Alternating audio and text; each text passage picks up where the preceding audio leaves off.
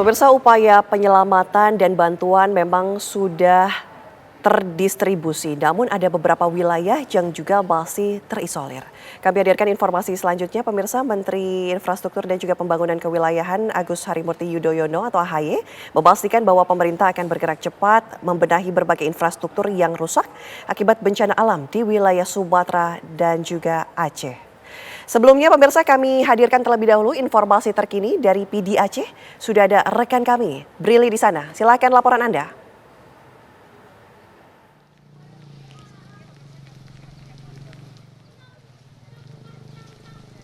Dua pekan penuh ini pasca dari bencana banjir dan juga tanah longsor yang melanda sejumlah titik yang ada di Pulau Sumatera, salah satunya di Provinsi Aceh. Dari tempat saya mengabarkan saat ini, saya sedang berada di Desa Blangawe di Kecamatan Meredu, yang ini nampaknya ini juga cukup terdampak. Ini dari bencana hidrometeorologi yang dimana ini BNPB mencatat sebanyak 28 orang di Kabupaten Pidijaya ini terdampak, dan nampaknya ini sudah ada cukup banyak korban jiwa. Dan dapat dilihat kondisi sampai saat ini material lumpur nampaknya ini sudah mulai mengering dan membentuk dataran baru di sejumlah permukiman warga. Dan juga ini selain dari ini juga ini material organik yang terbawa oleh banjir bandang ini juga masih belum banyak begitu untuk dibersihkan, karena nampaknya untuk tenaga yang untuk membersihkan ini belum banyak yang ada di sini, dan untuk alat-alat berat pun juga meskipun sudah dikerahkan di sini tetapi masih berfokus pada pembersihan atau pembukaan jalur darat. Dan juga ini saya akan mengajak Anda bagaimana kondisi hari ini di Desa Blangawe. Ini kalau Anda melihat dari layar kaca Anda, saat ini sedang ada penurunan besi-besi yang nantinya akan dipergunakan untuk membentuk jembatan gantung atau jembatan sementara yang akan menghubungkan dua desa, Desa Blangawe dan juga Desa Senung. Dan di sini juga ada dari rekan-rekan TNI Angkatan Darat dari Kodim 1, 2 dari Sultan Iskandar Muda, dan juga ini ada Vertical Rescue Indonesia yang nampaknya ini akan bersama-sama untuk membangun jembatan penghubung antar dua desa. Dan kalau kita melihat lagi, ini nanti rencananya akan dilangsungkan selama kurang lebih 1 pekan penuh untuk proses pembuatan jembatannya. Dan juga ini kalau kita lihat juga di sini ada sungai yang nampaknya pasca dari banjir kemarin ini melebar. Yang tadinya ini hanya memiliki lebar sekitar 100 meter, saat ini sudah melebar menjadi 180 meter. Dan juga selain dari itu juga di desa ini sudah didirikan posko, sejumlah barang bantuan ini juga sudah masuk ke sini seperti contohnya makanan cepat saji, kemudian juga beras, kemudian juga air minum. Tetapi nampaknya yang masih kurang di sini adalah akses aliran listrik.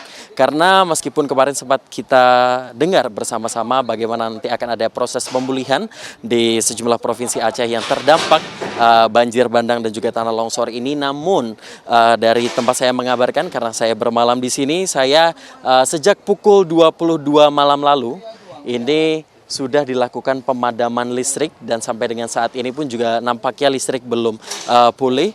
Dan untuk kita melihat bahwa kalau di desa ini sebelum terjadi banjir ini merupakan objek wisata Lok Tunong, yang ini menjadi salah satu epicentrum bagi masyarakat sekitar untuk melakukan semacam healing begitu di sini. Tetapi sangat disayangkan kini pemandangannya sudah 180 derajat berbeda begitu dari lokasi saya mengabarkan saat ini. Dan juga kalau untuk secara Provinsi Aceh secara keseluruhan ini tercatat sebanyak 391 orang meninggal dunia, sebanyak 62 orang ini dinyatakan hilang atau masih dalam proses pencarian, dan juga ini berdampak kepada sebanyak 990 ribu orang yang terpaksa harus mengungsi dari total 1,5 juta penduduk yang terdampak. Dan untuk fasilitas kesehatan sampai dengan saat ini sudah mulai didirikan di sejumlah titik, yakni posko-posko kesehatan. Dan tentunya pasca dari banjir juga ini nampaknya ada sejumlah warga yang mulai mengeluhkan adanya penyakit begitu. Dan untuk memberikan gambaran bagaimana proses pembuatan atau pembangunan jembatan ini, saya sudah bergabung dengan Mas Dadan ya. Ini boleh Mas Dadan dari mana? Kami Dadan dari relawan Vertika Rescue Indonesia didukung oleh Kemenhan untuk percepatan pembangunan jembatan gantung di desa ini. Dan Mas, kalau kita melihat ini kan sudah banyak besi yang diturunkan. Ini nampaknya nanti mekanismenya bagaimana, Mas? Apa selanjutnya?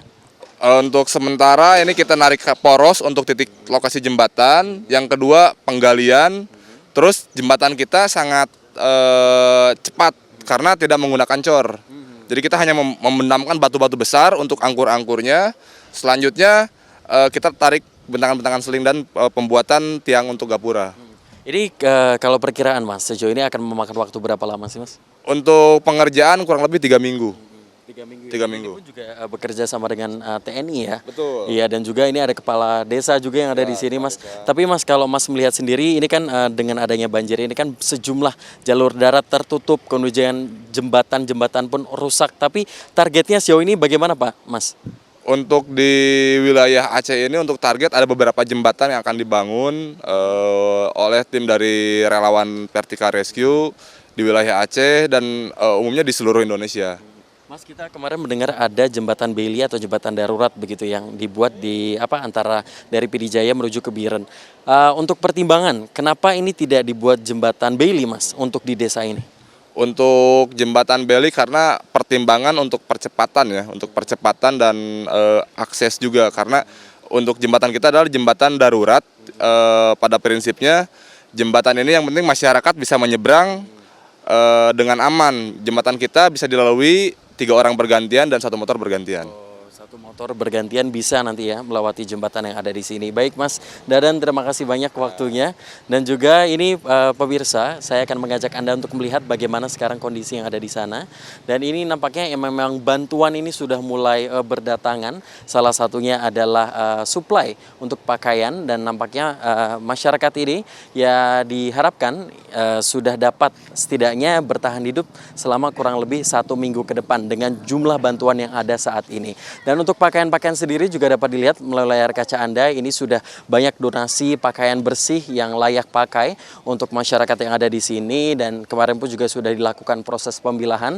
Dan kalau kita melihat lebih depan lagi bahwa untuk desa Blangawe sendiri ini dihuni oleh sekitar 315 kartu keluarga dengan total terdampak ini di angka 947 warga yang terpaksa harus mengungsi di sini. Dan kita melihat bahwa permasalahan pasca banjir ini bukan hanya masalah penyakit kulit ataupun seperti gatal-gatal, tetapi juga material endapan lumpur yang nampaknya ini mengering dan menjadi debu.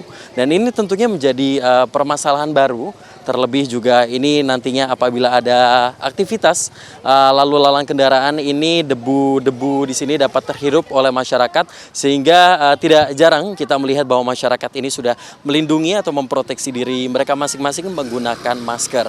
Dan juga ini pada pagi hari ini terdapat posko kesehatan yang didirikan atau posko keliling di sini untuk kemudian memberikan sarana atau semacam konsultasi kesehatan di Desa Blangawe. Untuk sementara demikian, Ana kembali ke Anda di studio.